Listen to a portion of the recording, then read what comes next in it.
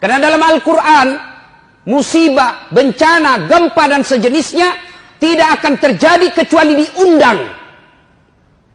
Bahasa agamanya, bahasa Qur'annya, musibah itu datang karena diundang oleh manusia. Apa penyebab datangnya musibah? Saya tidak bahas melalui ilmu teknologi, tapi saya mencoba memperjelaskannya dari Al-Quran sebagai sumber ilmu pengetahuan umat Islam. Ini tidak ada hubungan dengan geologi. Ini hanya pedoman buat orang beriman. Kalau Bapak percaya berarti Bapak termasuk orang beriman. Kalau Bapak bilang tidak ada hubungannya berarti Bapak pura-pura beriman.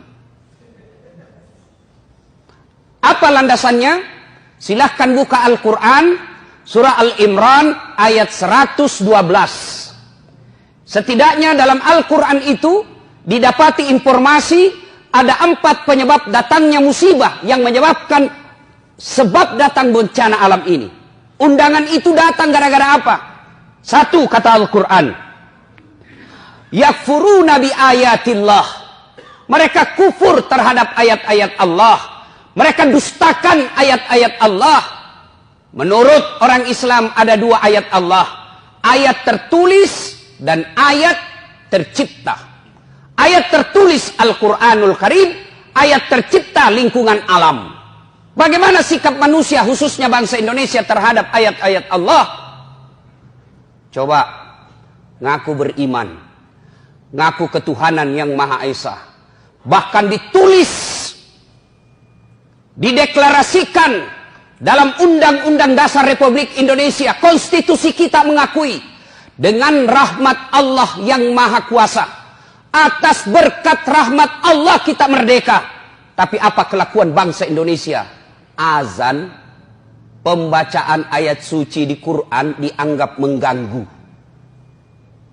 Coba Al-Quran, katanya kita umat beragama, katanya kita percaya kepada Tuhan yang Maha Esa.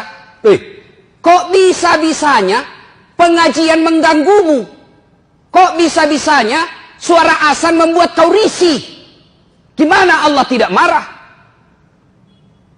Hasilnya bilang, kan ditahu itu jadwal.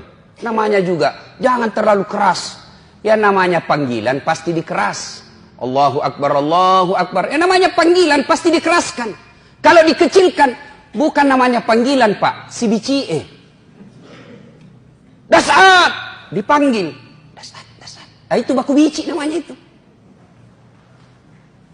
Apabila kufur terhadap ayat-ayat Allah, maka itu salah satu penyebab datangnya undangan musibah. Nah, berikutnya itu ayat Quran. Kalau ayat yang tercipta, mari kita lihat perlakuan kita terhadap sumber daya alam kita. Dihabisi tanpa ada perbaikan. Saya kalau perjalanan Pak, dari Balikpapan ke Bontang, dari Balikpapan ke Sangatta, Kalimantan Timur, dari pinggir jalan kita lihat hijau. Tetapi kita naik di atas pesawat, habis gundul hutan kita. Dan anehnya siapa yang menikmati? Bukan masyarakat Indonesia. Siapa yang menikmati? Orang dari luar negeri. Di mana Allah tidak marah? Kita punya sumber daya alam melimpah. Tapi siapa yang menikmati? Orang-orang kaya yang tertentu saja di Indonesia. Dan berlebihan caranya menikmatinya. Nah, kalau ini ya tunggu mi. Tajan nih. Calon aku puang nih. Yang kedua. Penyebab menurut surah Al-Imran. Wa yaqtuluna anbiya'i bighairi haq. Mereka membunuh nabi secara tidak hak. Nah, bila mahasiswaku di Unhas, bagaimana caranya membunuh nabi Ustaz? Nah, tidak ada nabi.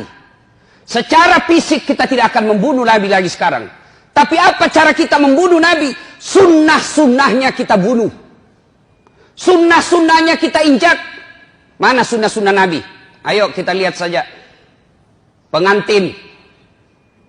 Jelas-jelas Nabi menjelaskan, kau makan dan minum duduk, karena makan dan minum berdiri adalah cara seperti setan.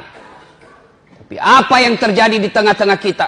Gedungnya Islamic Center, pengantinnya bapaknya haji dua-duanya, turut mengundang alim ulama. Tapi apa yang terjadi ketika pesta pengantin? Standing party. Dan kita bangga dengan itu. Pantas sunnah-sunnah Nabi kita injak-injak. Masih berkaitan dengan pengantin. Ini riolo ugi mangka saya masiri kiko anak tak si rani. Malu kita kalau anak kita belum menikah sama laki-laki. Tapi apa lihat Pak? Tinggi sekolahnya bapaknya. Profesor doktor bapaknya. Tokoh masyarakat bapaknya. Kita lihat undangan pengantinnya. Belum ijab kabul anaknya sudah baku peluk. Fotonya di undangannya. Jangan dilihat Pak. Yang mengundang tinggi sekolahnya. Tokoh masyarakat. Disegani. Terpopuler di satu kampung. Tapi lihat undangan pengantinnya anaknya. Belum pi ijab kabul sudah baku peluk. Dikasih bodoh-bodoh sama fotografer. Ya, maju-maju kok sedikit.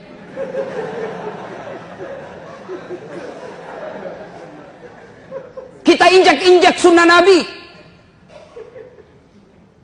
Nabi menginformasikan dalam hadisnya diriwayatkan oleh Bukhari. Haram merubah nasab. Haram mengerubah silsilah orang tua kita. Dek nawad dingirobah sana anak natawe. Tapi apa yang terjadi? Kita sok barat-barat. Sudah menikah, istri tak langsung siapa namanya di belakangnya, istri tak suaminya. Siapa ngajar gitu? Nabi sudah jelas, tidak boleh kau robah namanya bapaknya istrimu di belakang. Contoh konkret. Nama istri Naurah Siddiqiyah. Nasrun, nama bapaknya. Begitu setelah menikah suaminya Das'at Latif, berubah namanya. Naurah Siddiqiyah Das'at Latif. Padahal tidak boleh. Kenapa? Naurah Siddiqiyah bukan anak saya, tapi istri saya. Coba, Matan itu Sikolana. Tinggi jabatannya. Tapi begitu sudah menikah, namanya istrinya naganti.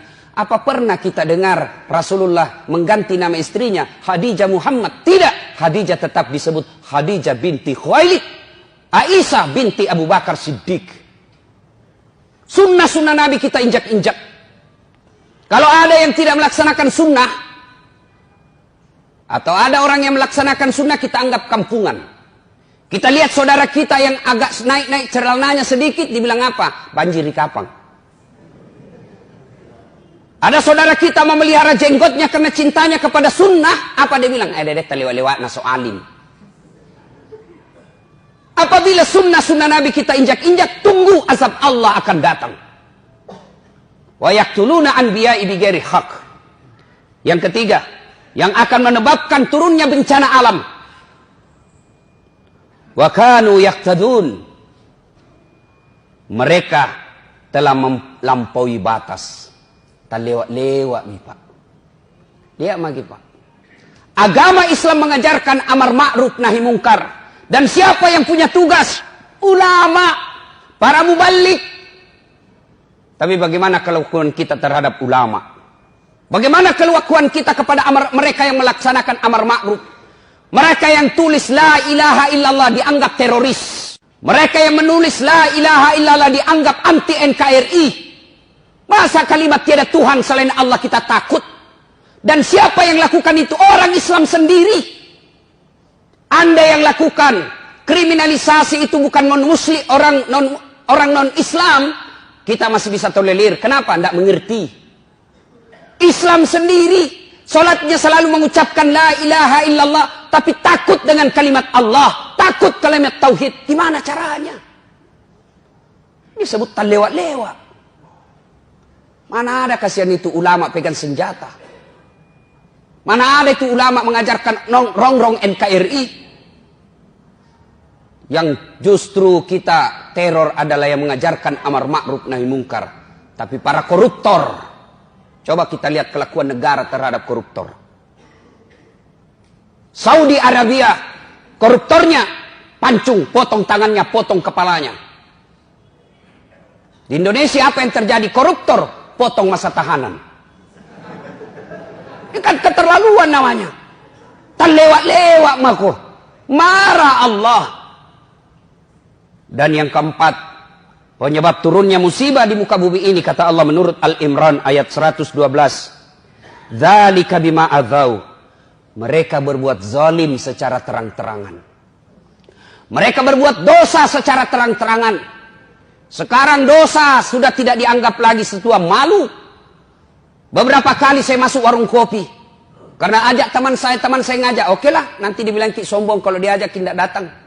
Saya datang, miris hati saya. Kok ada Bugis Makassar, budaya kita siri, budaya kita Matandre siri. Kok ada perempuan tidak malu-malunya merokok di depan umum. Yang membuat saya miris, merokok di depan umum karena dia pakai jilbab. Dan itu kita anggap biasa. Ini kan sudah terlewat-lewat. Kita orang Bugis Makassar, makundraye, ipaka lebih. Makundraye, Matandre onronna. Tapi kok bisa-bisanya pakai jilbab dengan rapi di depan laki-laki, orang banyak meliriknya, dia santai dan merasa tidak malu merokok di depan umum pakai jilbab. Ini yang disebut zalika bima azau. Mereka berbuat zalim secara terang-terangan. Belum lagi pembuat dosa. Dosa zina secara terang-terangan. Mereka secara terang-terangan membuat komunitas. Tidak malu deklarasikan dirinya. Riolo makadete sama siri-siri kok mapigau salah. Sekarang apa dia bilang? Biasa nih. Dulu kalau ada perempuan hamil diusir dari kampungnya. Masuk kok upaka siri kasih di kampung. Bapak rela dia buang anak gadisnya. Untuk apa? Karena dianggap membuat aib buat keluarga. Sekarang apa? Nyata-nyata hamil 7 bulan. Pesta besar-besaran. Kejadian-kejadian seperti ini. Itu yang membuat azab Allah cepat datang.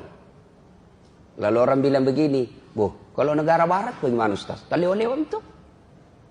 Jepang lah misalnya. Oh jangan salah Pak.